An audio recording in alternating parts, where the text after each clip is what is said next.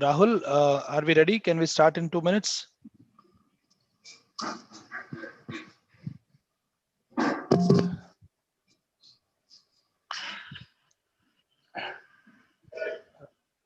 Rahul, turn on the video from director's office.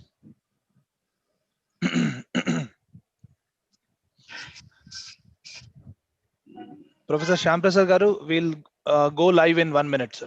Right. Right. Thank you. Okay. We are already live, in fact. Yeah. Good morning, everyone, to this very important curtain raiser event of the India International Science Festival. The India International Science Festival will be held from 22nd to 25th virtually this year. And this event mainly looks at promoting the objective of India International Science Festival, wherein we have scientists and practitioners interact with people for dissemination of science.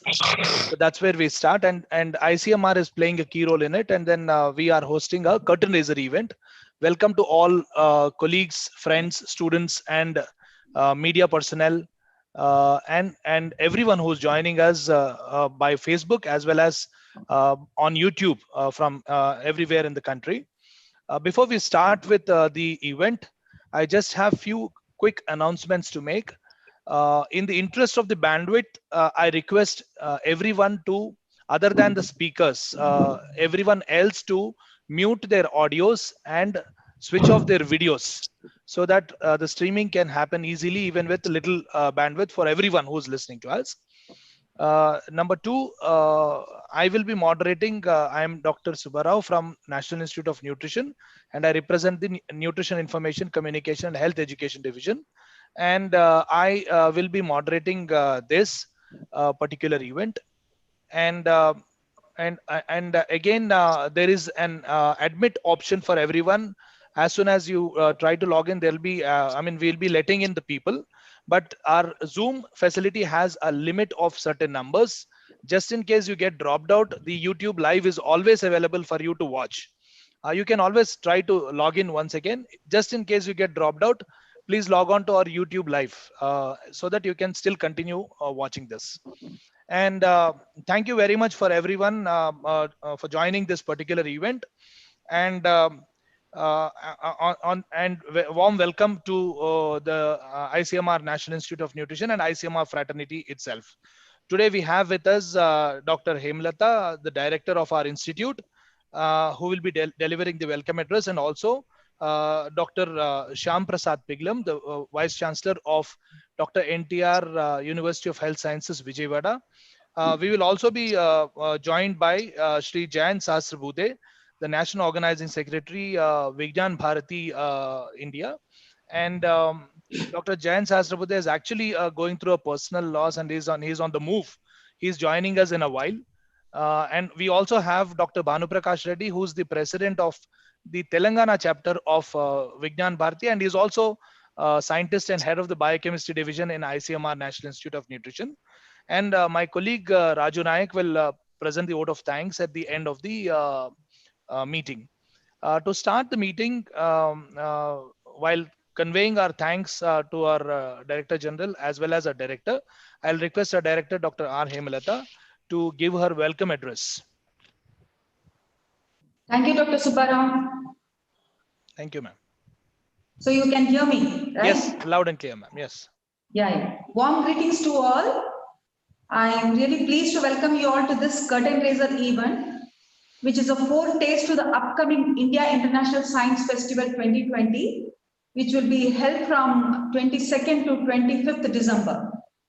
Our DG ICMR Secretary DHR Dr. Balram Bhargav actually was very happy to join this event and give a presidential address, but he couldn't make it because of some last minute duty that came up. Nevertheless, I'm very pleased to welcome Dr. Shyam Prasad, Vice Chancellor, Dr. NTR University of Health Sciences, who had agreed to give this very important talk.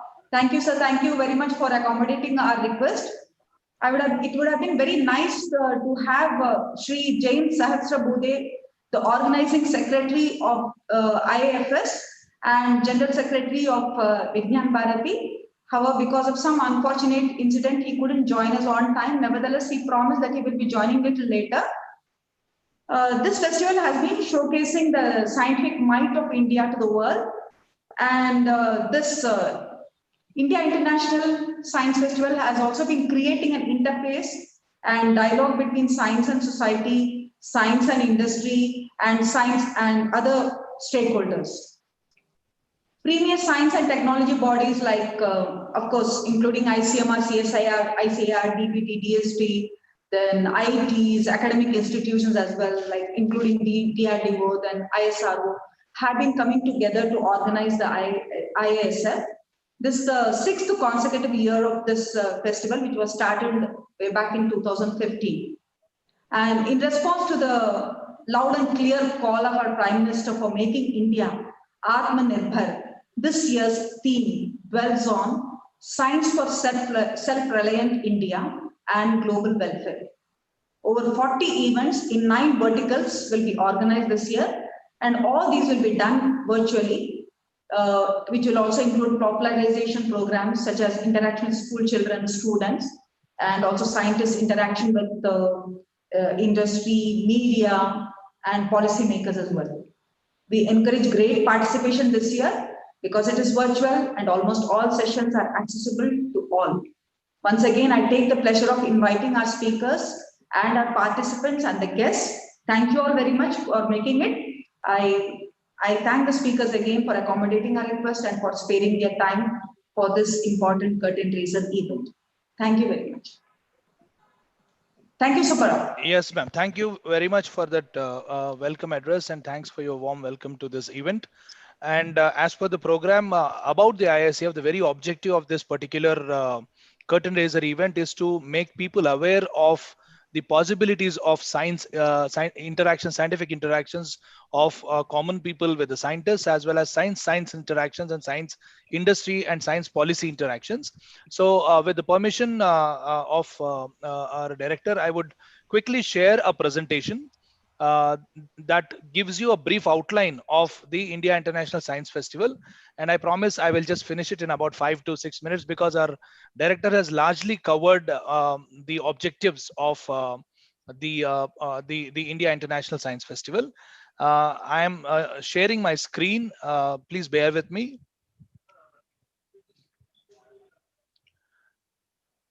I hope you're all able to see the screen.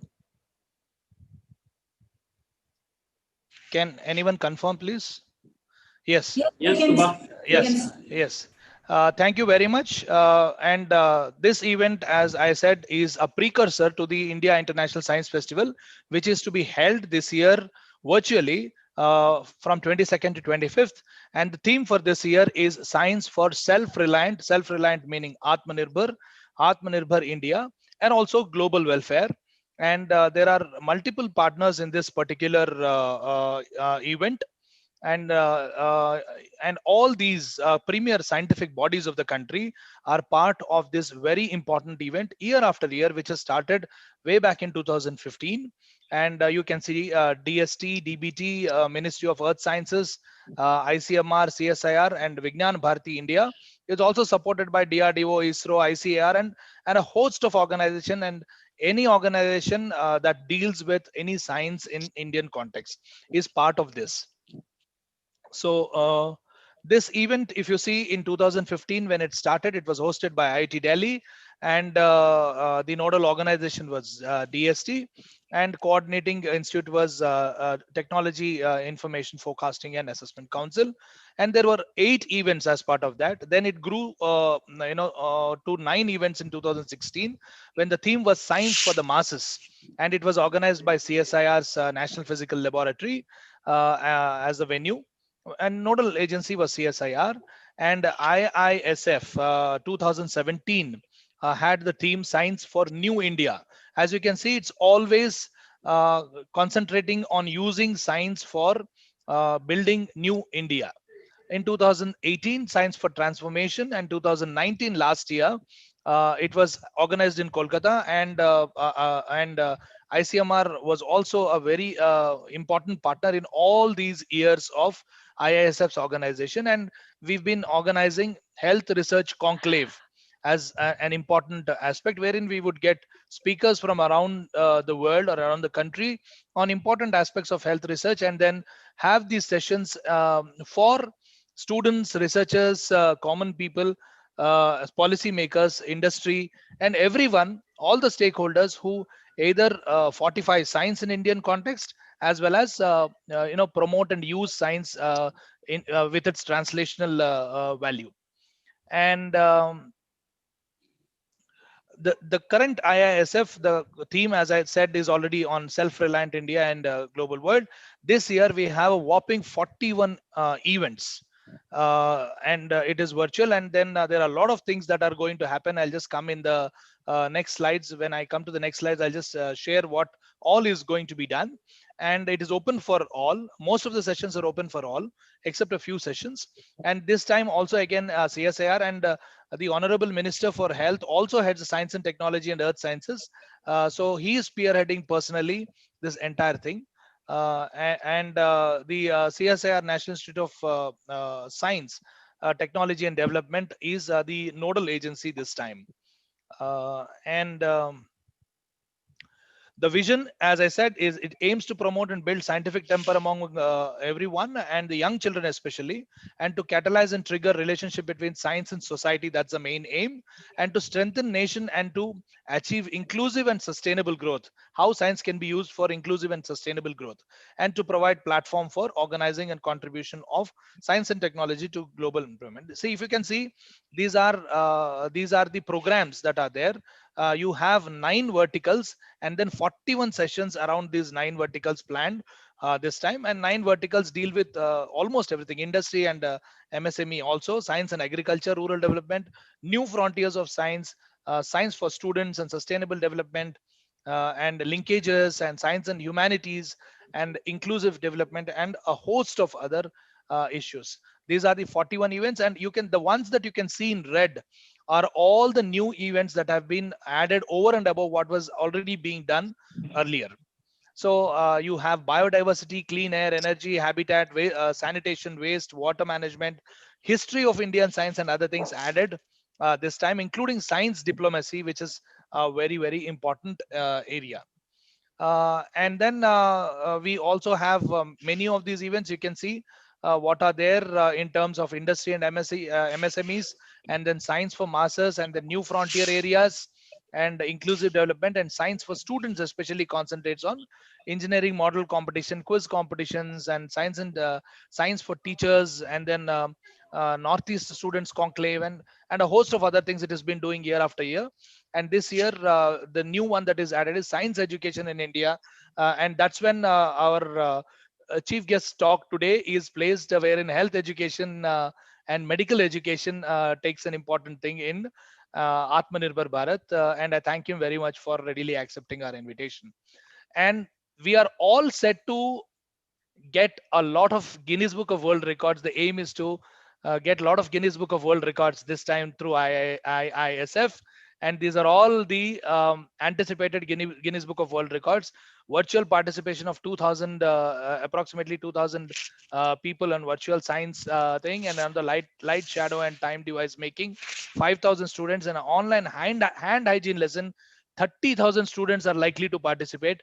Similarly, there are huge numbers that are anticipated to take part, which in fact is all set, is all set in our endeavor to get the Guinness Book of World Records. And these are registration processes. It's all there on the website of IISF. Everyone can see. I strongly encourage students, research scholars, and also everyone to please take part in this event. It is free this time. Open registration is there, and primary registration will be the same for all participants. And then after login, website participant will find the list of events. You can log in to the event that you want to participate in, or events that you want to participate.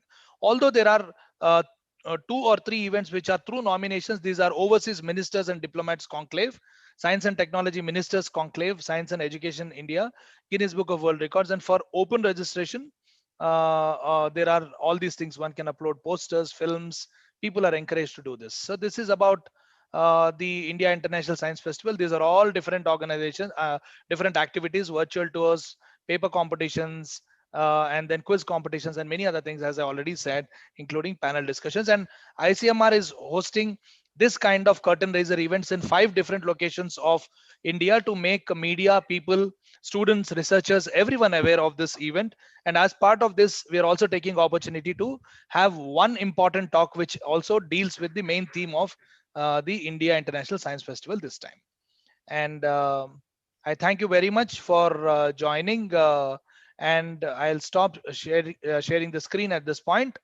And it is my pleasure to actually go on to the next part of the program.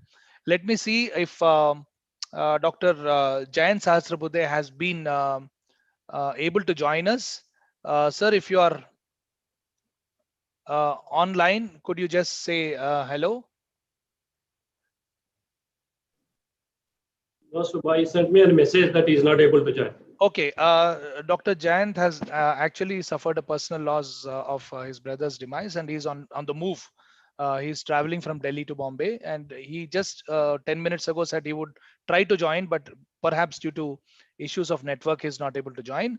And I'll now request in his place Dr. Bhanu Prakash Reddy, who is also associated with the Vijnan Bharati as the president of Telangana chapter, to say a few words and then pass on Dr. Jayant's message to the audience today. Dr. Bhanu. Yeah. Director Dr. Hemlata and Professor Shyam Prasad Piglam Garu, Vice Chancellor Dr. NTR University of Health Sciences, my colleague Dr. Subba Rao, of course, our Director General and Secretary DHR Dr. Balram Bhargava could not join this event.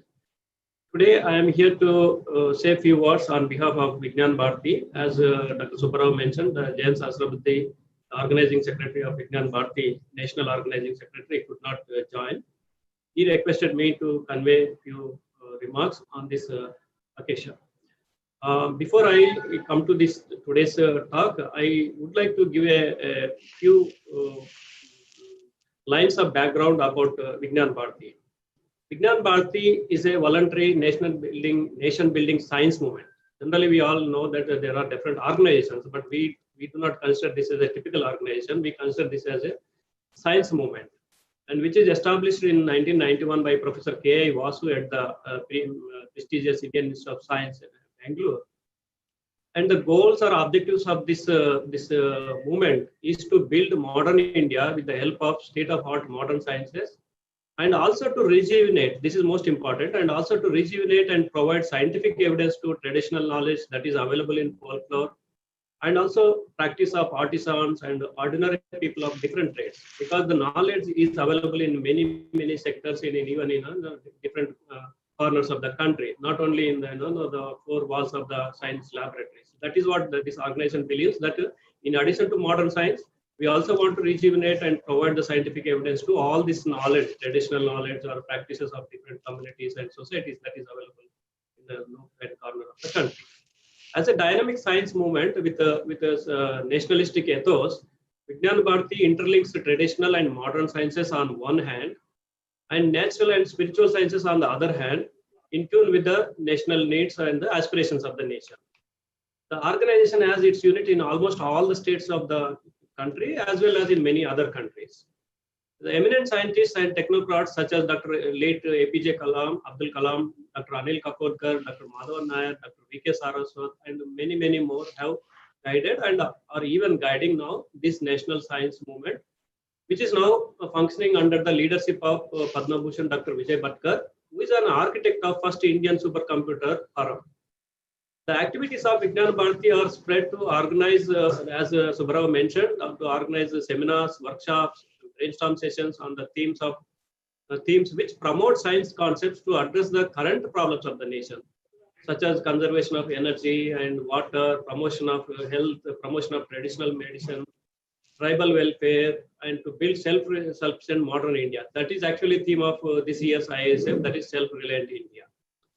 And it conducts many other scientific activities to create scientific temperament and awareness among school and college students, as well as masses. Actually, we believe that science should not limited to the domains of scientists and science laboratories. It should spread to the society. That is nothing but science and society to work together.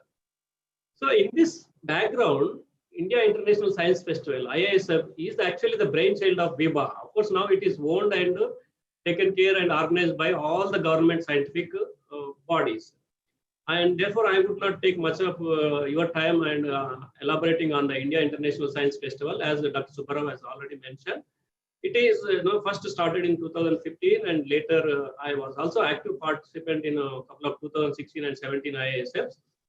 It has got many verticals, what Dr. Subbarao mentioned. One of them happened to be the Science Village, where we actually portray the science contributions from India as well as all over the world to the school and college kids. They should be knowing that what developments have taken place, how that contributes to the development of this nation, and where are we heading and where should we go. That is the idea. So, but this time, of course, it is going to be everything on virtual.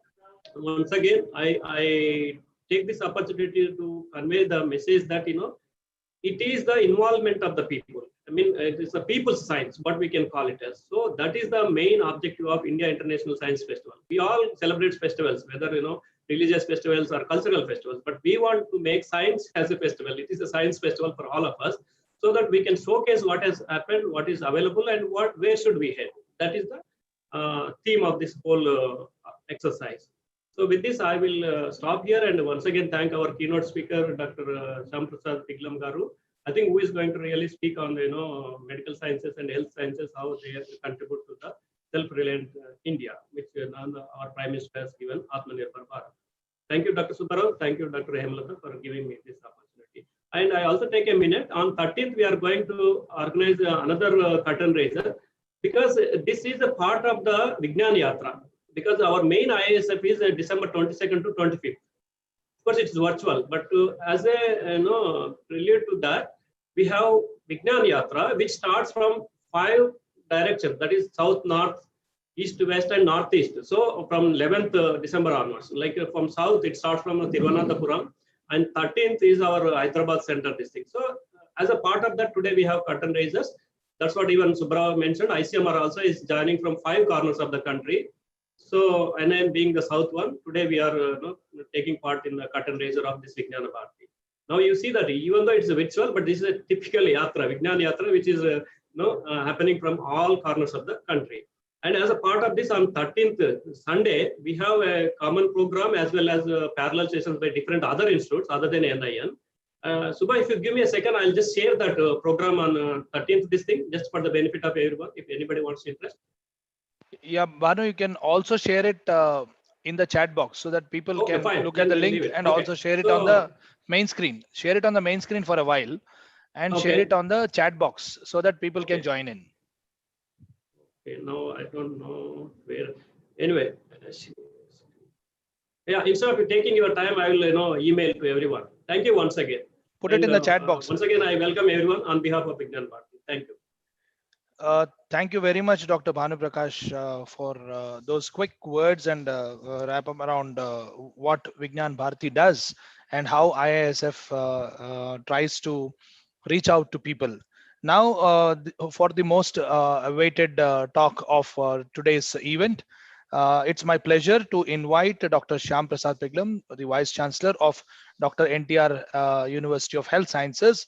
By way of introduction, it's very difficult to introduce sir in a very few sentences because he's a very multifaceted personality.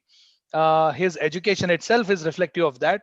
While he has an MBBS, MS, and MCH degrees in medicine, he's also done MBA in hospital administration and MA psychology also from Andhra University. And he has vast academic and teaching experience and practice experience.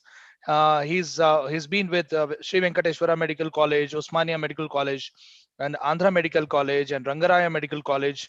And then he's been a professor in almost all important medical colleges of Andhra Pradesh. And then he's been a medical superintendent at Geetham Institute of Medical Sciences, and he's headed the department of surgery, and he was academic director at NRIIMS Neralmalla, Visakhapatnam.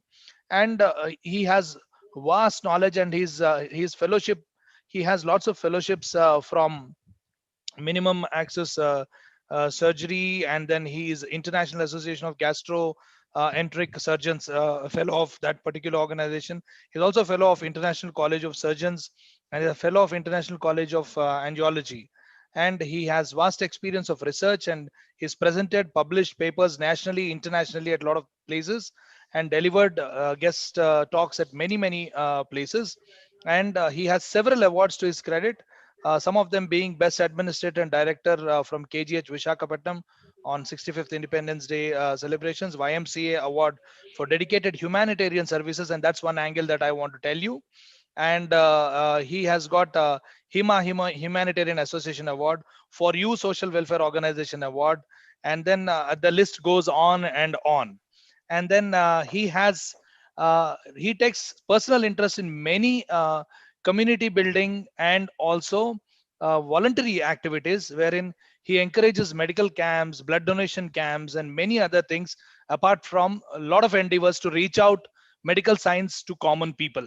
Sir, we are very privileged to have you as a speaker today.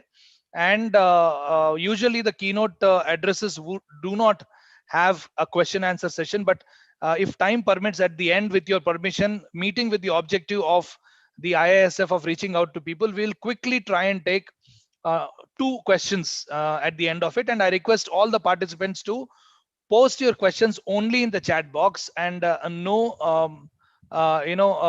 mic should be on when sir is speaking.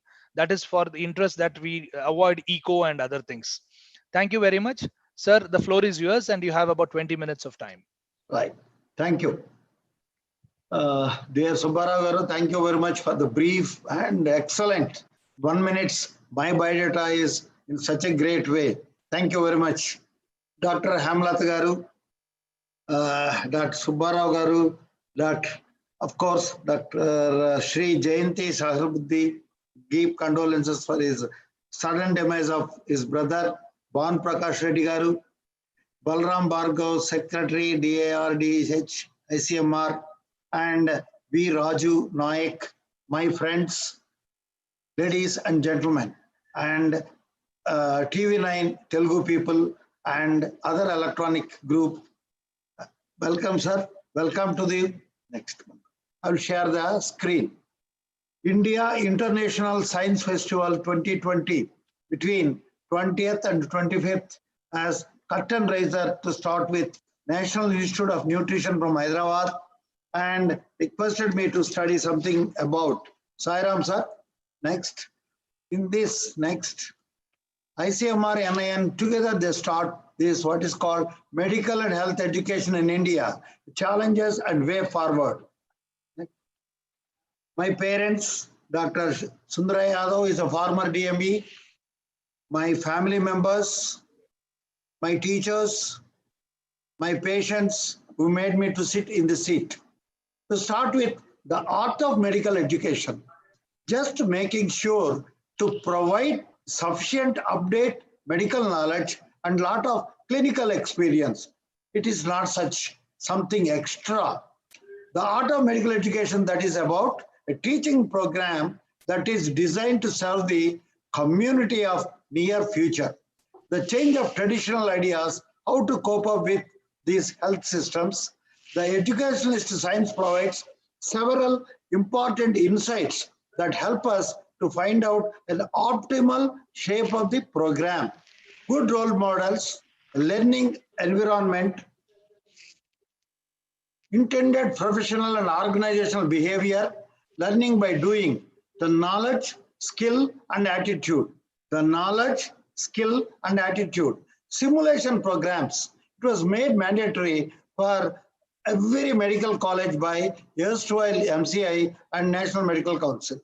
And GSL Medical College from Rajahmundry has done enough work. Back.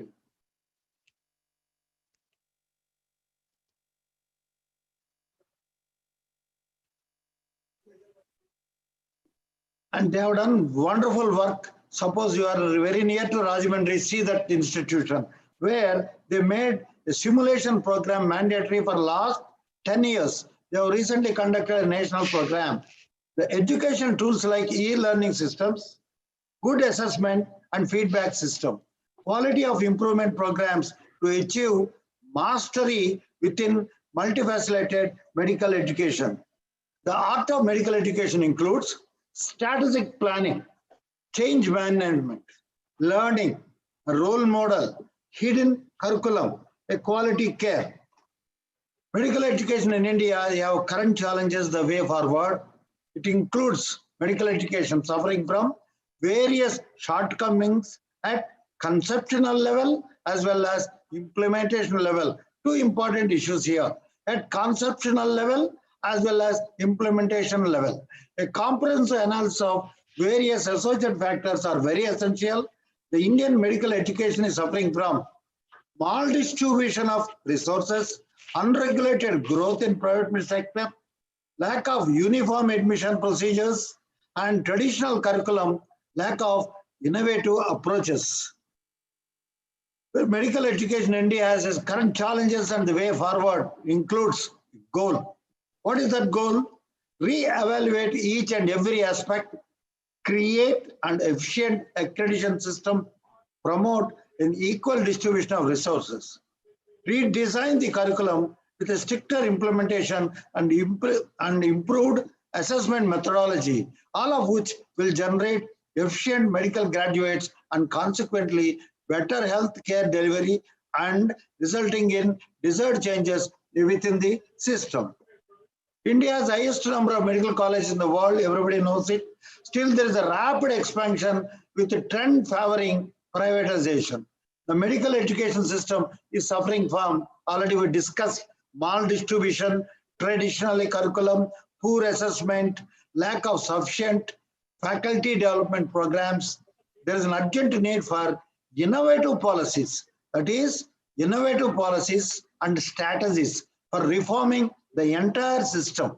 The Vision 2015 has potential for creating substantial changes in Indian medical education.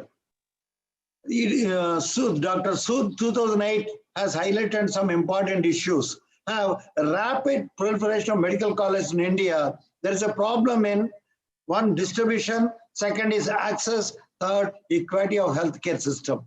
Privatization of medical education on a large scale is diluting the standards of medical education. I know you have seen all of the doctors, the diluting of the standards of medical education. There is a need to adopt innovate curriculum, assessment methods, and regular faculty development program at national level. See, 1995, only 150 medical colleges. At 2013, we are about 300.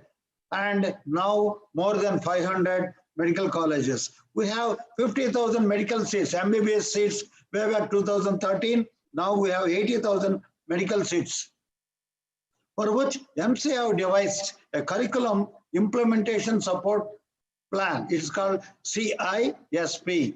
Basing upon that, there are competent-based medical education system. This was started last year, 2019, probably August. And 1 year old, they're going for the examination. We'll see how they fare well or not to just judge whether they are doing good business or not. So what is competent-based medical education? It is an abbreviation, CBME. It is outcomes, the based approach to the design, implementation, assessment, and evaluation of medical education program using an organized framework of competencies. Then what is competency?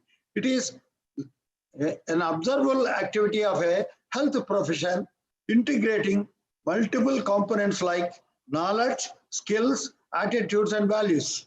Knowledge, skills, attitudes, and values. So the term how to able to correct, what is the objective here? Able to correct, elicit immunization history from an infant. Learning outcome, able to identify deficiencies in immunization and provide remedial doses for these things. Competency is to run a well baby clinic in which you tell what is the national immunization program, what are the lacuna there. The competency means what needs to be done.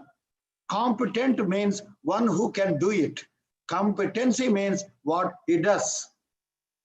There is a conventional thing for last 71 years happening till last year, we are in the British thing. What we follow after our independence, we have done it. We have our degrees like MBBS, MS, MCH, post-graduation, super specialty, subspecialty like. It is content oriented, whereas CBME is outcome based.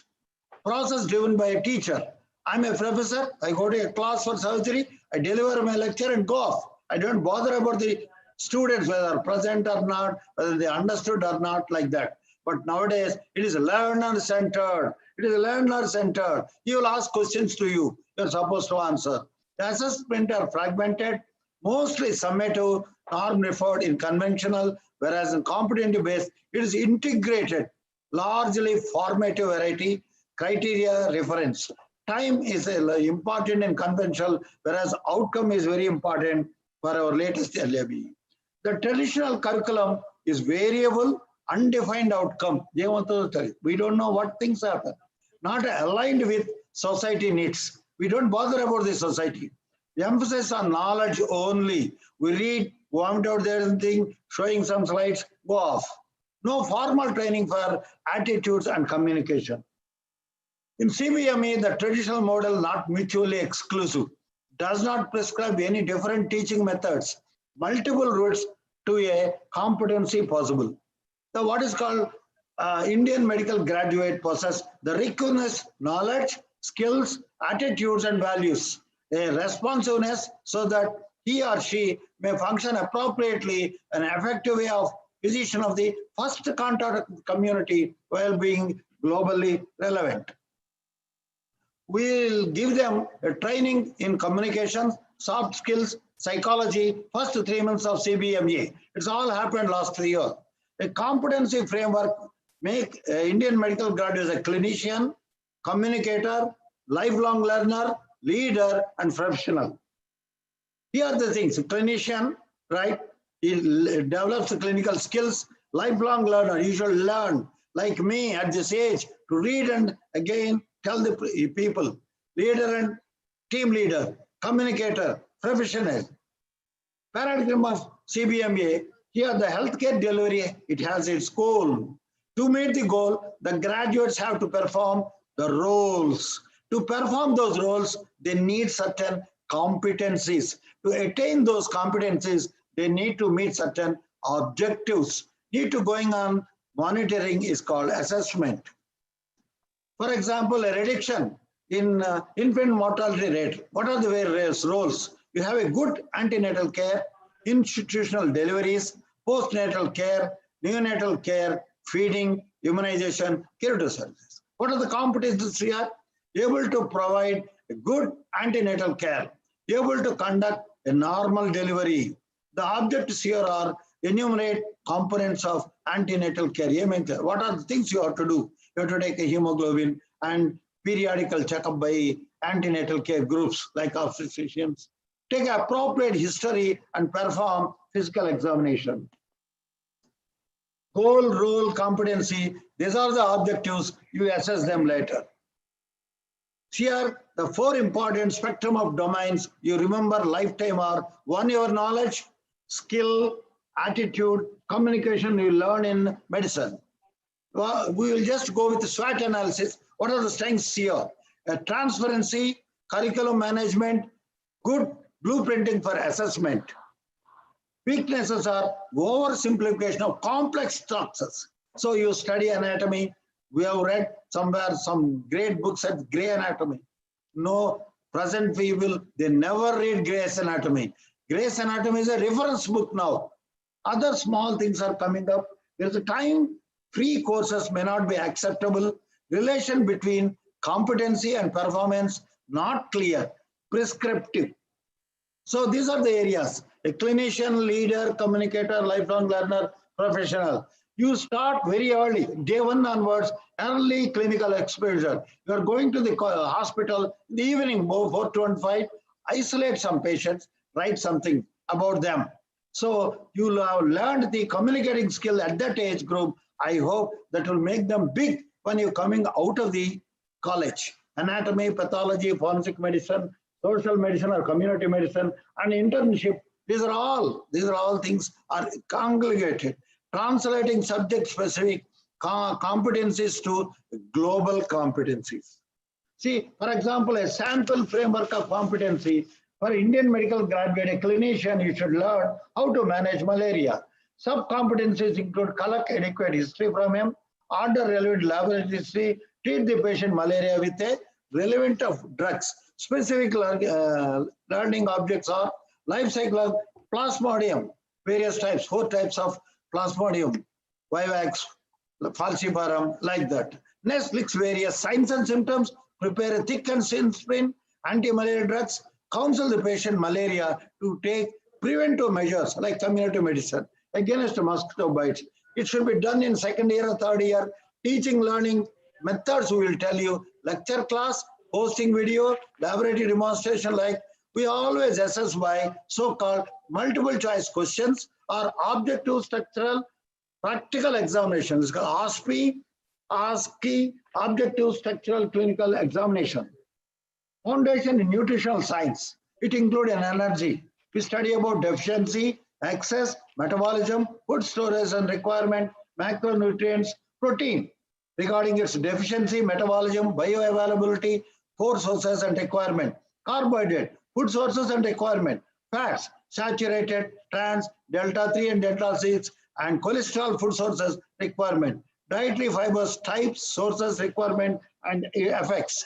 Sources, bioavailability, micronutrients, vitamin A, C, D, E, K, B12 and B6, thiamine, riboflavin, calcium, phosphorus, magnesium, iron, zinc, iodine, copper, chromium, manganese, molybdenum, and selenium. Antioxidants, their types, sources, and effects. Water and electrolytes, sodium, potassium, chloride. Physiology related to the thirst, hunger, satiety. What is the center in the brain? Satiety center. Functions of GIT tract, hormonal control of nutrient metabolism, nutrition and immunity. Nutritional assessment, energy balance, how much calories you require. What is the nature of work? Protein, carbohydrate, fat, fiber intake, vitamin, mineral, trace element, antioxidant, electrolyte intake, diet history, nutritional physical examination like anthropometries, that is mid circumference of the arm, body composition, skin, laboratory evaluation, growth, nutrient intake recommendations. Prevention, how to prevent these things, problems. Pre-conception, conception, pregnancy and lactation, and you wait for any deficiency of these things and supplement them. Growth and development, aging, cognitive decline, osteoporosis, oral health, cancer. These are very, very important. Non-communicable diseases, cancer, cardiovascular disease, obesity, hypertension, diabetes, and these are all share major part of disease in medical curriculum. Vegetarianism, national nutrition programs like that. Disease treatment, chronic disease, the cancers already we discussed. These things should be treated properly. Early diagnosis cures cancer.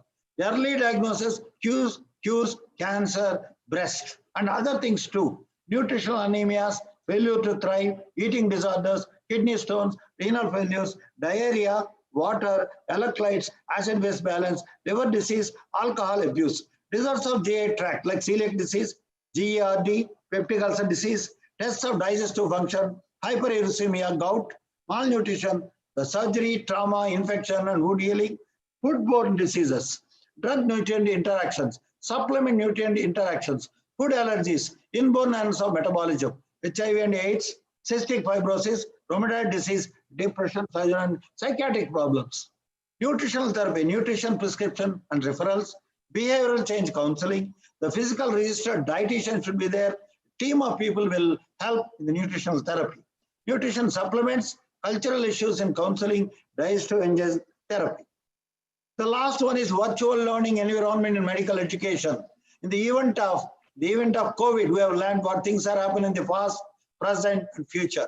So student management administration, this includes enrollment of students, allocation of students to group, provision of course syllabus, provision of timetable activities, tracking students' progression, and provision of examination results. Online student, we will give them, provide them a tutor mentor. It is mentored. We have already in some medical colleges, first year itself, around 5 people are attached to one staff member. Every day they meet for 1 hour. Like a parent, they will counsel. This is called mentor, mentee. An important element in VLE is online student study guide. This is what are the things you study. Previously, what we are studying, we are asked our seniors. They give our books and we study like that. Here, this is the first batch, CBMG, and they will tell you, and this very important thing is you will make this mentorship. Provision of map of curriculum, where we will give entire map to the individual and how we follow, what is our timetable. A common feature of ELA is early days, posting a PowerPoint point, just it's over, we are going off. It's not like that. It's an interactive section. As a particular thing, I will tell you, my grandson and granddaughter is appearing for online teaching. They are studying just second class. One is in a kindergarten, KG at something different one. So every day they will sit morning in the thing and they will directly interact with the teacher. And there are small groups like 20, 30 in the corporate sector. They're doing enormous good work and people are learning. Only they study for 3 hours, 4 hours a day. Rest of the hours are free at present now. Same thing, the delivery content is very, very important. You tell everything for them, option for them to learn, that is I call lifelong learning is very important. We have given e-books and journals to entire 28 colleges in our university and 17 dental colleges in our university. We have 282 colleges. Most of them are even BSc nursing, MSc nursing, and other things, physiotherapy, Ayurveda. We are allowing them e-books and journals free of cost. The university is spending a lot of amount, around 3 crores every year, but unfortunately we have not a very good response. So activate them and give them e-books, journals, and most of the huge amount of information now available. When we were students long back, I still remember in 1974, we have one book called Embryology. Langman Embryology has entered in India at that time. We don't have any photostats, nothing. Throughout the night, we divided into 3 people. We write down everything and gave him back. So that is the situation where knowledge cannot be disputed. Now, a huge amount of information, knowledge is available in the internet, other e-books and journals.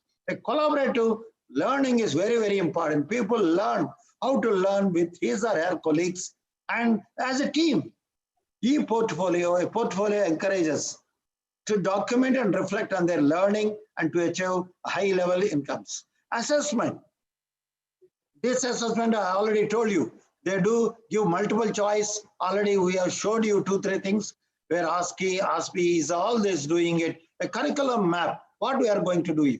Educational strategies that should be incorporated in the learning environment include activity. There is need to engage learners with the programs, encourage them to reflect, build in prior knowledge. Their activity is meaningful activity. Their activity is meaningful activity, not concerned with their mechanical dimensions of the program, with navigation from one section or frame to other. Relevance are the learning should be authenticated learning situated in practical context. Individual learning. Learning should be personalized or customized to each learner, and feedback should be provided for the learner. A collaborative learning opportunity should be provided to learn and through their peers. In conclusion, while may uncertainty about role of e-learning, virtual learning environment, we can draw a number of conclusions. One is online learning will play very increasing role in helping medical education to meet the daunting challenges faced in the years ahead, challenges from changes in medicine, healthcare delivery, changes in the role of doctor, and changes in patient demands and expectations.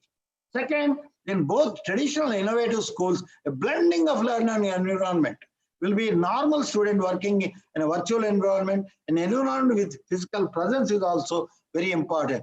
Virtual learning will offer a range of functionality and activities. We are sufficient advantages. The future will see paradigm shift from medical education facilitated by learning environment and suppose personalized adaptive learning on the job. So thank you very much for patient hearing.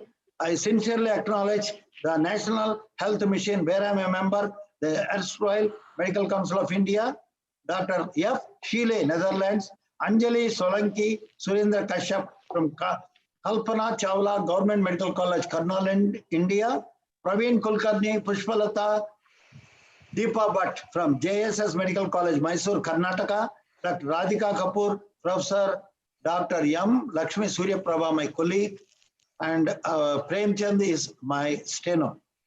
Thank you very much. Namaste. This dog is my pet. I lost this dog about 5 days back. It spent time with him for last 16 years.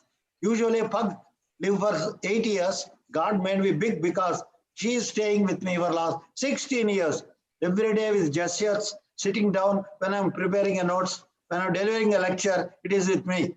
So the entire thing goes with her. Snippy, the great, you have created me so much, and God bless you, friend. Thank you. Thank you very much.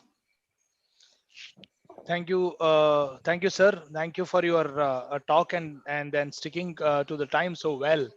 And I really see the humanitarian angle of yours when you acknowledge each one who's shaped your life, and that's an interesting message to take home. As I said, sir, there are some questions in the chat box which are sent personally to me, and there are some for everyone, but I will just take two in the interest of time, that we will be able to complete the session as planned. Yeah. So first question I would take, it's from one Mr. Avinash, who says the MBBS students who pass out of private medical colleges are not able to do proper cannulation and even IV injections and things like that. Is there a possibility that they can be made to take up these practical things and get exposed to them in the second year itself? And I combine another question with this, that in the current virtual environment, how practicable it is to give practical exposure to students in medical education. These two questions combinedly, if you can briefly address. Thank you. Thank you very much. Thing is, National Health Mission, erstwhile MCI, already decided these things. We have faced it. Personally, let me tell you a small story, of course, in a minute's time. My postgraduate, way back in final year, is unable to do a venesection, whose job is, because his study at a government college is at rank. We are not allowed to do a venesection. Venesections are done in plastic surgery. We have to learn the technique in burns, 100% burns, they are going to die.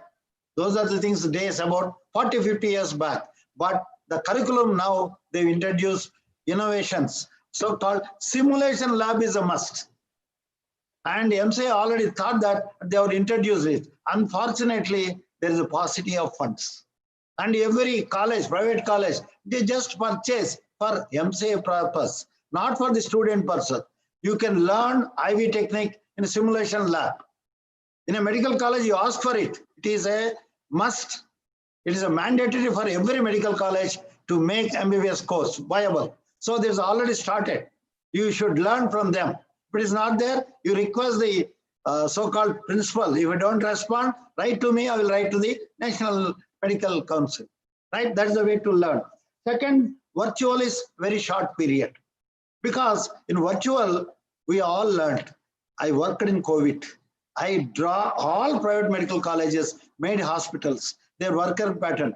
24 hours, 7, we worked for six months, long hours in COVID.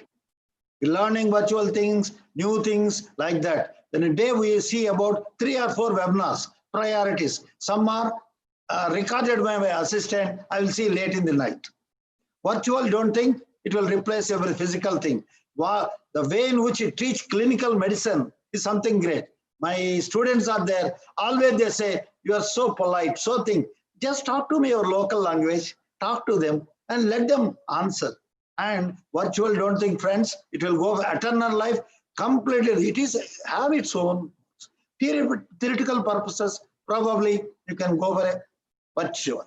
And practically the clinicals, you showed them how to palpate a spleen, how to decide about the malignancies of the liver, some lump, the calcium feature. You have to use your own hand. It's a clinical experience. I think they will get it soon. I hope both will satisfied by this answer. Anything else? Thank you, sir. There is one more question, and this is the last, I promise, and there are several though, but many congratulatory notes on excellent talk also are coming in. Yes, yes. But this question relates to 2 things, sir. I'll club both of them again. Yeah. You spoke about goals, roles, competencies, and objectives in terms of learning. And also the most important pillars for that you said is knowledge, skill, attitude. And the last one is communication. In asking this question, I have a interest that I'm into health communication, and what is the emphasis on learning communication skill or imparting communication skill in medical education today? And also an important question is about what is the role of nutrition? Is nutrition, to what extent nutrition is covered in medical education now, or is there a is it a time to revisit? Yes, yes, it is definitely. What you said, correct, Subbarao Garu. The problem here is the so-called goals and other things.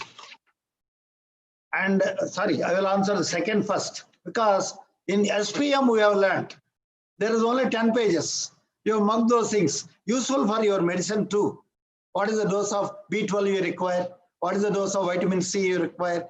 New things are coming up. Now, molybdenum, selenium, these things are never told me in my literature. My medical representative will tell you, these are vital, sir, otherwise you will die. Selenium, molybdenum, like that, we have learned the art. Yesterday, we have a big epidemic here for last 1 week. Yeluru, very nearby. Water is contaminated. We still remember Dr. Sagar, my teacher in social and preventive medicine. He told me, fecal-oral transmission, how they occur. Here, the where you discharge going on, and there is a really meeting, both potable water and those things are very near. So possibility of infection, fecal-oral transmission. And they identify the disease, and the disease have no name. They're coining a good name for that. And etiology could be a chlorinated organophosphorus compound. So these are things do happen in the new science. So the medical college communication should be learned first year. They will tell you basics. So you have to talk to your colleagues. You made them to talk to their class students, giving them assignment. So how you get your thing, I already told you. In final year, I don't know how to talk. At this juncture, I have learned everything. Because after 60 years, 60 long years, why? You should learn same thing in 20 years, isn't it? When you are joining at 17 years old, So first year they will tell you what are the social sciences, communicating skills, soft skills, and these things we have really, I have seen, enjoyed it. I worked as a superintendent in Geetham Hospital, Visakhapatnam. My principal is doing, every day I go there and see how people do it. And when you're completing your intermediate or so-called entrance NEET examination, they don't have the knowledge of talking. What to talk, how to talk. Talking is an art. You just pick up those things. What are the issues? 1, 2, 3, 4. What do you think do? Last one is most important is time banner. You are in a team. You cannot take all the time on earth. What are the priorities here? And what best you can tell them, deliver the lecture to them. These are the important things we are teaching them. First year, I think from this year onwards, it will definitely will improve. We have already CBMA program for second, third, fourth years. They are doing it. So second year, we are getting examination around January. Probably from February onwards, we are busy with that CBMA program. Okay, sir? Right, sir. Thank you very much for patiently answering those questions. And please accept our, some comments which said excellent talk, thought-provoking, and very interactive and things like that. And thank you very much for sparing your valuable time for this particular event, sir. And now it is my pleasant duty to invite my colleague, Mr. Raju Naik, to please, propose thanks to all our participants on behalf of National Institute of Nutrition. Mr. Raju Naik, if you are Yes, sir. around, you can turn on your video also. Else you can please go on. Yeah. Yes. So thank you, sir. On behalf of ICMR National Institute for Nutrition, I take this opportunity to thank our DG, Dr. Balram Bhargava, for his kind support. And due to prior commitments, he is unable to attend this event. We thank our director, Dr. Hemlata Garu, for her support all through to conduct this event. And we are grateful to Dr. Shyam Prasad Pinglam, Vice Chancellor of Dr. NTR University of Health Sciences, for his valuable address on medical and health education in India. So we also convey our heartfelt thanks to Shri Jayant Sahasrabudhe, National Organizing Secretary, Vijnan Bharati. Due to personal loss of his brother's demise, he is unable to attend this event. So we are glad that although our colleague Dr. Bhan Prakash Reddy, President of Telangana chapter, Vijnan Bharati, for his support. We also acknowledge the support given by Mr. Rajnikant, Dr. N.R. Dogra Gupta, and the entire communication team at ICMR headquarters. Our appreciation to our IT team supporting this event and all our colleagues from NIN, media friends, researchers, students, and all the audience across the country on YouTube. Thank you, and thank you so much. Thank you all for active participation, as Raju Naik has already said, and thanks for making this event a great one. All the students, colleagues, my dear colleagues from NIN, and media friends for being patiently here. And thank you, Dr. Shyam Prasad Garu, for your valuable address again. Thanks all. And then this concludes today's meeting. Thank you very much.